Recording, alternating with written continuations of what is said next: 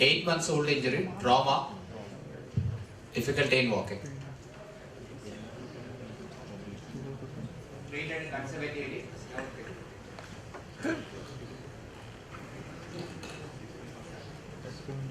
And he had a wound, it seems. He had a wound which has healed almost 3 months back. Yeah. Loudly, what is it? He had a wound also, which was... He had a road traffic accident. He had a road traffic accident, probably an open fracture, sir, for which external fixation was done. So, following the wound, once the wound healed, he was put on a cast, cylindrical cast. So what's the clinical diagnosis? How many months ago you said? 8 months. 8 months. Yeah. So what's your diagnosis? So non-union of tibia, sir. Tibia mid distal third. Probably non-union of tibia mid distal third. Again saying tibia, see. Yeah. What about the other bone? Probably it has united, considering the... On what ground you say the fibula is united and tibia is also united? And the abnormal mobility is also more in the anteroposterior direction, sir. Anteroposterior only. And medial laterally it's there, sir, gyre of movements and varus. So anything else you want to say? Only abnormal mobility or something else also? So you palpate the entire line of the tibia and fibula. If you palpate the stap, then you can see what is there. And if one bone would be intact, the abnormal mobility would be quite less. Segmented of the fibula also. You can feel 2 steps there. Yeah. What about the upper end of the tibia? Is it from what we do see from here? Upper end of the yeah. Is there a deformity there? No. Okay. What was the range of movements of the ankle? Ankle is dorsiflexion strongly restricted, sir. See, I don't think that's good enough if you say restricted. Is there a range? Is it, just show us how we look for the ankle movements. See, you were just told... Just demonstrated, no? Yeah. The last case that this is not the way you should look for an ankle. Maybe you were seeing the patient outside. It's possible. Yeah? That's not the way you look for the ankle movements.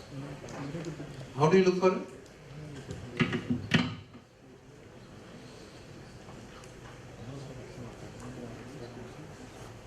Hold the distal fragment so that no movement occurs at the fracture site, right? Try to hold, you cannot hold the talus per se, just go just below the ankle joint, hold the entire neck of the talus, try to move it this way. Okay, if you start moving it here, like Dr. Matthew was telling earlier, all the movements can occur on, these are all gliding joints, you know. In fact, even after an ankle arthrodesis, you can have apparently about 15 degrees of movement. Not in the ankle, but in the rest of the foot. Okay, so all that movement is going to occur in these joints. So hold it here, look for the movements this way, keeping the knee flexed so that you can get the best range of movement. Okay, so the knee, ankle movements, dorsiflexion is restricted definitely, but it is painless. And plantar flexion is good enough. Okay. There is some subtalar joint movement here. Mid-tarsal movements are also there. Okay? Right.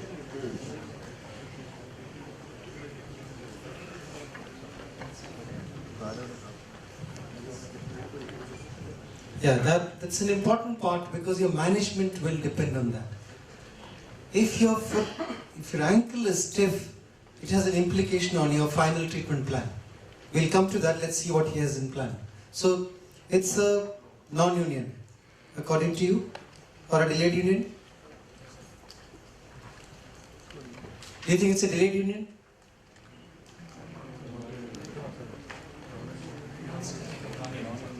Non-union. Non-union. Why?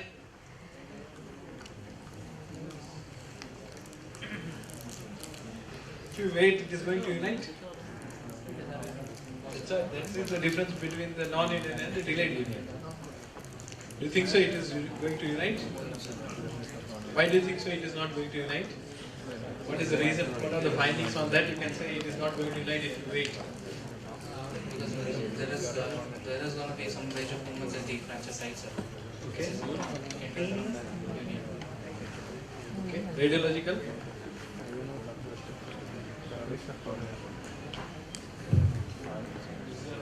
question you are going to face that, whether you are going to do intervention or Realistically, there is more of hypertrophic calcium fracture sites.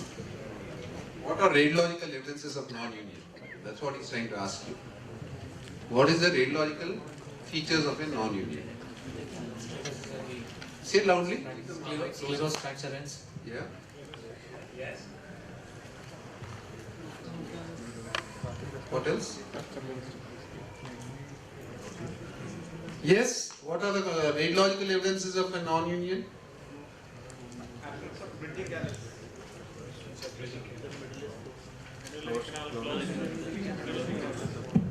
Yeah, there will be sclerosis. The margins of the fracture will be rounded. The medullary canal is usually closed.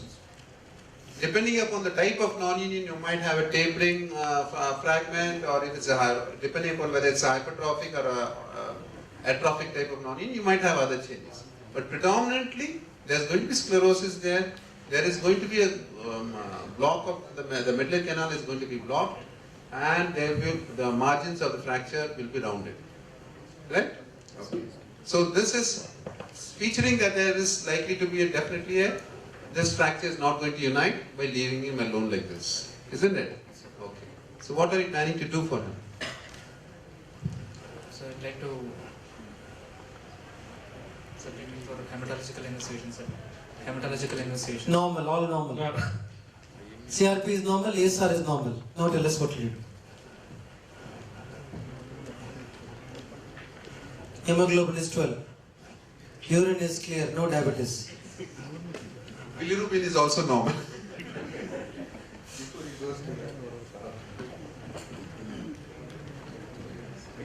Come, see, there's no a real role for a conservative measure. That much we have all come to a conclusion. Then what is the plan of a surgical The intervention? moment you say non-union, you do not expect this fracture to unite unless you intervene. So what intervention are you planning? So what you have to consider that if you want to be practically implemented, what are the causes now available contributing to non-union? Correct. Infections also. Those things have to be addressed with input on biological principles and rigid or adequate stabilization. So what are the factors now available interfering the non-union or producing the non-union? That's those things to be addressed. First of all, as has been mentioned, the site itself. Site itself, what is holding on the site separator? And what is the nature? You have been told that there is an atrophic and hypertrophic non-union. Atrophic means the biological process is defective along with the biomechanical forces active. So if it is atrophic, you wanted to address the biological deficiency and add on biomechanical stability.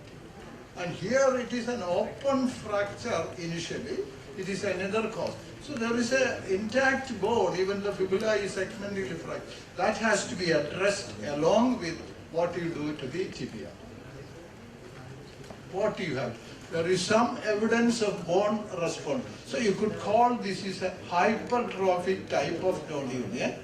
And even though it is that, there is a definite suggestion of a pointing end of the distal fragment, so in the medullary cavities is actually closed. So you have to make the medullary cavity patent for medullary circulation. You want to remove all the dead bone which is sclerotic. So make it fresh, approximate, and do a resection to bring the tibial fragment together and use the appropriate implant to fix it. Address the biological deficiency. Two, what are the mechanical forces which are acting? Intact, so that these are the things. It means you may have to do procedures on the tibial as well as assuming there is no infection, even though it is an open fracture. there is no doubt that you have to have a doubt in your mind that delayed union. You are very reluctant to say the answer to the question, is it delayed union or non-union? So these things are very, very basic in deciding the definitive treatment. This is only reflecting that you have not doing your homework of either thinking or getting involved into the problem. You are only learning to be a technician. So in this patient, it's a non-union. Radiologically, it's a non-union. You have to intervene. What you do depends on your biases and how you manage in your own centers. You can argue both for the type of fixation. But as far as biological thing that you need to do there, they are very clear, exactly as Dr. K.C. Gopalakrishnan sir explained. It has to be freshening, it has to be opening up the medullary canal and correcting the deformity. Okay, resecting the sclerosed segment and putting it together. After that, you may either do locking plate, nail will not be a good answer, and locking plate also you have to go as far distally as possible. That's why we said the ankle stiffness becomes critical. In a stiff ankle, distal fragment, if the fixation is not good, any movement of the foot will have lever-arm multiplication fractures of forces at the fracture site and it will go into non-union. One reason many of these fractures go into non-union is because of stiff ankle causing transmitted movement at the fracture site and non-union. So that's one option. The other option is Ilizarov. If there is active or acquiescent infection, you would think of Ilizarov as a procedure. But please remember, if the ankle is stiff, you will have to go beyond the ankle and fix the calcaneum also. So you have to keep that option in your mind. Because Ilizarov can be done, but with a caveat that with a stiff ankle, you'll have to fix 2 wires in the calcaneum also. You have to keep that in mind. If you decide to do a plate, You can do it. we can, if you decide to do a plate, go for the lateral tibial plate, which is now available on Indian make as well as the Sindhis make. The one that used for plafond fractures, isn't it? They are used for tibial plafond fractures. They're very good.